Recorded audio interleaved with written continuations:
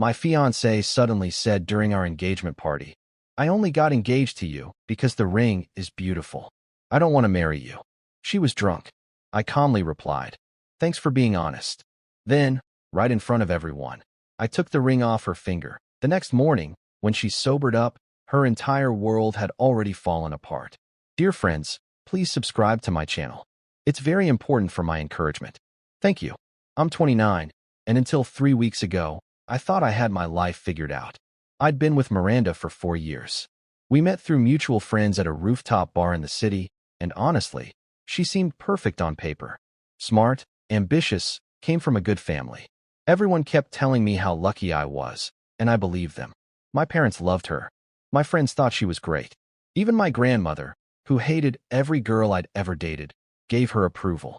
The engagement happened in June. I'd been planning it for months, saved up for nearly a year to buy her the ring she'd been hinting about. Not subtly, either. She'd screenshot rings from Instagram, send them to me with heart emojis, talk about cut and clarity ratings like she was studying for the GI exam. She had a Pinterest board called Future Misses that had over 300 pins, mostly rings and wedding dresses. The ring I bought was a 2.5-carat oval diamond with a platinum band. Cost me $18,000. More than I wanted to spend, honestly. I'd been hoping to use some of that money as a down payment on a house, but she'd made it clear that anything less than what she wanted would be embarrassing if her friends saw it. The proposal itself went fine. I took her to the same rooftop bar where we'd first met, had them set up candles and flowers, the whole romantic setup. She said yes, cried the right amount, posted it on social media within minutes. The post got 847 likes in the first hour. Her friends commented things like, finally, and that ring though, and you're so lucky. And honestly, looking back, I should have noticed that most comments were about the ring, not about us or our relationship. But I didn't. I was too busy being relieved she'd said yes, and that the proposal had gone smoothly. The engagement party was her idea. She wanted it at this upscale venue downtown, the kind with exposed brick and Edison bulbs and a cocktail menu that uses words like artisanal and house-crafted. The cheapest drink was $16. We invited about 80 people. My family, her family, our friends, some of her co-workers I'd met maybe twice. I footed most of the bill because her parents were going through a tight spot financially, which I later found out meant they'd just bought a summer cottage in Vermont but didn't want to contribute to the party.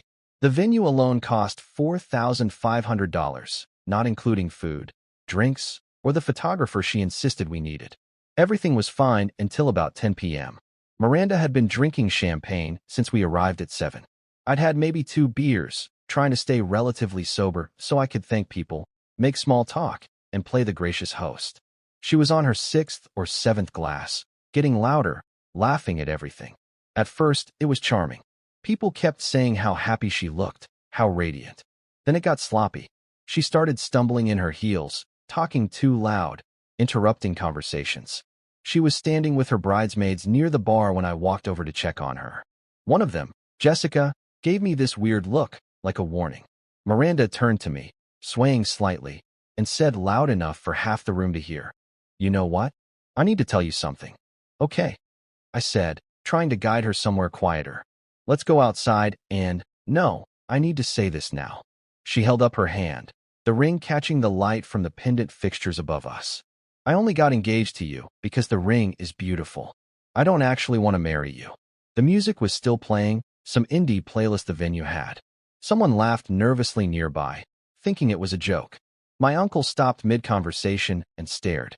I stood there, frozen, watching her examine the ring like it was the only thing in the room worth looking at.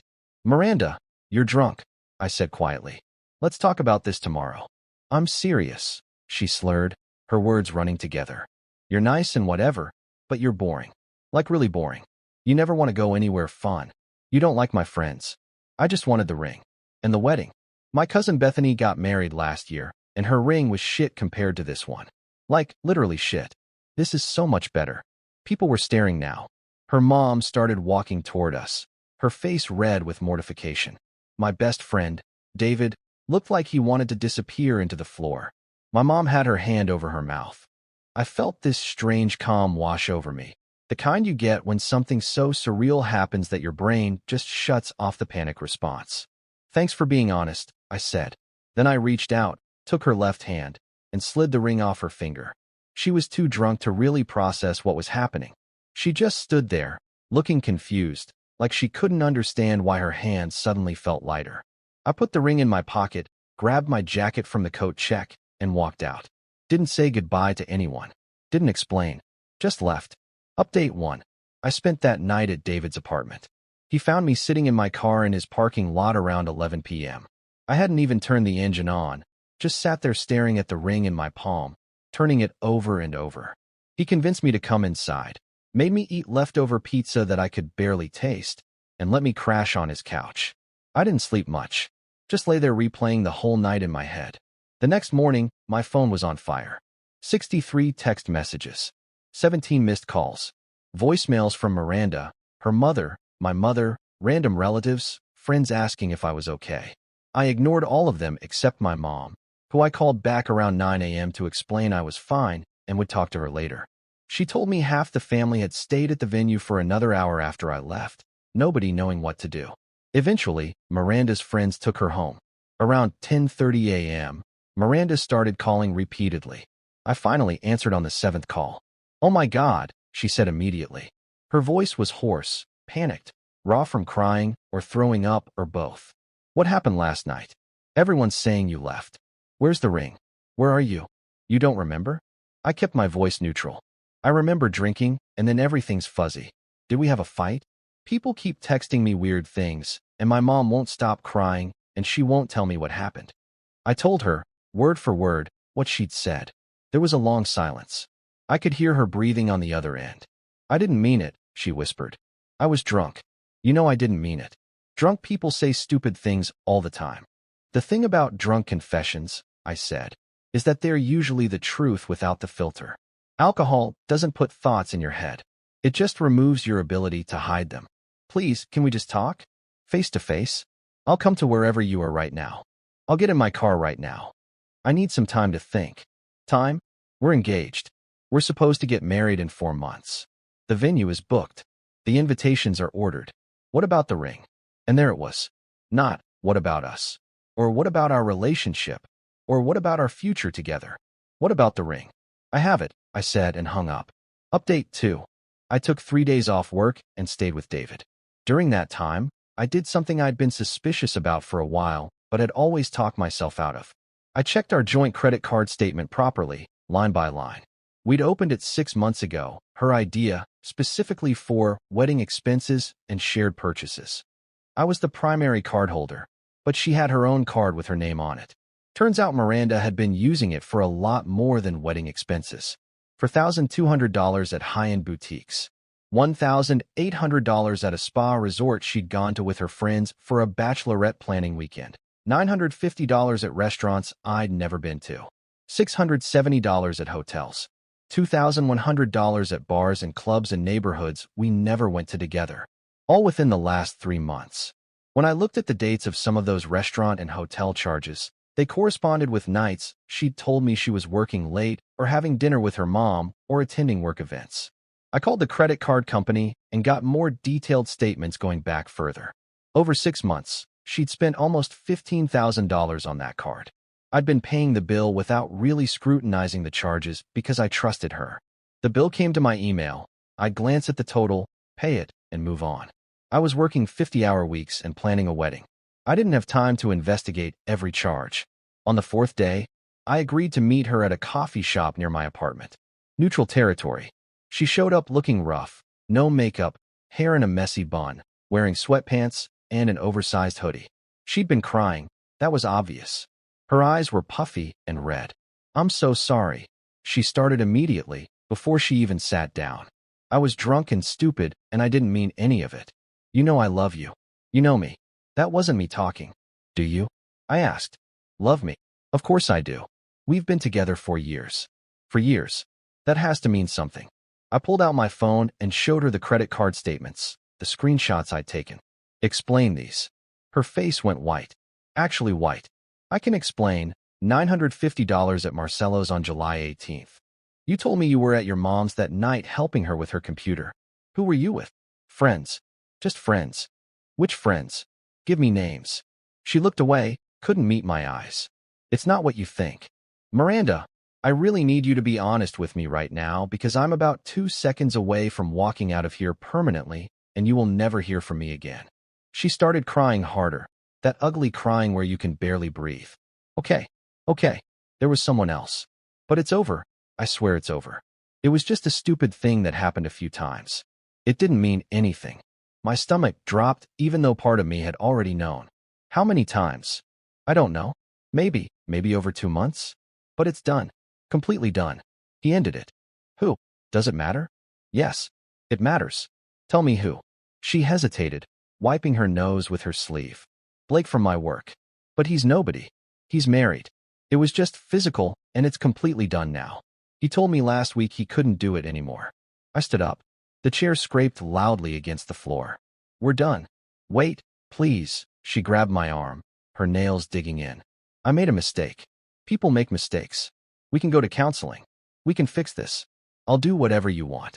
You didn't make a mistake, I said, pulling my arm away. You made a series of choices. You chose to cheat on me. You chose to spend thousands of my money on your affair. You chose to lie to me for months. And you chose to humiliate me at our engagement party by telling everyone the only reason you said yes was for the ring. I didn't mean that part. Yes, you did. That's the only honest thing you've said to me in months. Maybe years. I left her there crying into her hands. Final update. It's been 3 weeks. I broke the lease on our apartment, paid the penalty fee, and moved into a smaller place on my own. It's a 1-bedroom in a quieter neighborhood, costs less, and doesn't have any memories of her in it. Returned the ring to the jeweler and got about $13,000 back, which I used to pay off the credit card debt she'd racked up. I considered trying to get her to pay me back, talking to a lawyer about it, but honestly, I just wanted to be done with her completely. Cutting contact was worth more to me than the money. Miranda has been texting me every few days, alternating between apologizing and getting angry. She told her family and friends that I abandoned her over nothing, and that I was controlling and couldn't handle her having fun. Most people saw through it, especially after several guests from the engagement party started sharing what actually happened. Word spreads fast. Her mom called me once to apologize and tell me she understood why I'd ended things. She said Miranda had always been high maintenance, but she'd hoped marriage would settle her down. Turns out Blake's wife found out about the affair too. Someone from Miranda's office saw them together at a hotel bar and told her. She's filing for divorce. Blake got demoted at work when HR found out he was sleeping with a subordinate, which violated company policy. Miranda's been looking for a new job since her work environment became toxic, her word. She sent me a long text blaming me for ruining her career because if I hadn't made a scene at the engagement party, nobody would have been talking about her personal life. I found out from a mutual friend that Miranda's been showing people screenshots of the ring, telling them she dodged a bullet because I was cheap and wouldn't have been able to support her lifestyle anyway. The ring that cost me $18,000. The ring she only wanted me for in the first place. The irony isn't lost on me. I'm doing okay, all things considered. Better than okay, actually. I've been going to the gym more, spending time with friends I'd been neglecting during the relationship, saving money. David keeps telling me I seem lighter somehow, less stressed, like a weight's been lifted.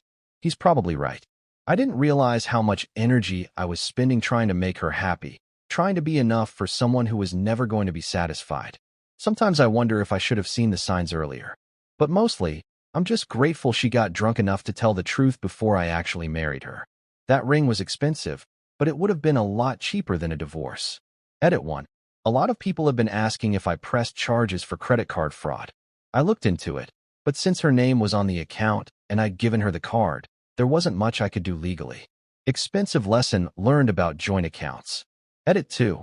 For everyone asking, no, I'm not interested in dating right now. I'm just focused on rebuilding and figuring out what I actually want, not what someone else convinced me I should want. Edit 3. Someone asked about the wedding venue and vendors.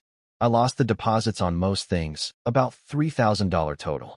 The venue was non-refundable. Photographer gave me half back because I was honest about what happened. It is what it is.